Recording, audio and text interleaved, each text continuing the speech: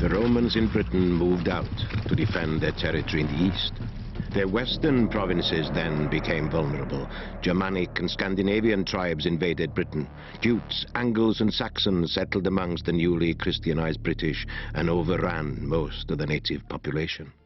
These pagan invaders had to be resisted, and one of the greatest heroes of all time was created, Arthur, the once and future king, a figure that was part historical, part mythological. In the 12th century, Geoffrey of Monmouth took hold of the original Welsh myth and combined it with own animation to create a best-selling Latin text, The History of the Kings of Britain. The stories spread into the French-speaking world, making Arthur and his knights the stuff of the European imagination, even rivaling heroes like Charlemagne.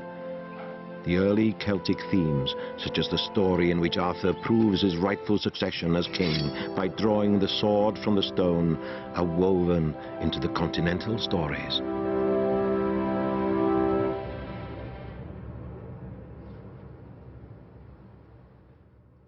Later English authors claimed that the sword from the stone was broken in combat by a Welsh knight, Pellinore.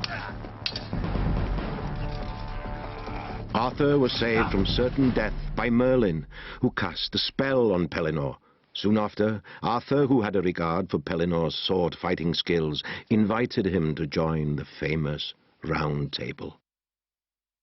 Then Merlin took Arthur to a secret place, where the Lady of the Lake magically presented him with a new sword.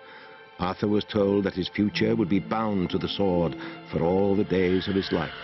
This was Excalibur. Arthur was mortally wounded after the Battle of Camlan, and he instructed Sir Bedivere to return Excalibur to the lake. Bedivere was unable to part with the sword, fearing what the future held without Arthur and Excalibur. On the third attempt, he obeyed Arthur's wish and relinquished the sword. Excalibur is a classic example of the way that swords were used in myth and legend. The idea of a sword belonging to the once and future king. The idea of a sword which was not only important in that king's lifetime, but had, in a sense, to be committed back to whence it came. I think that's a very resonant idea, that the sword wasn't left behind after the great man had gone.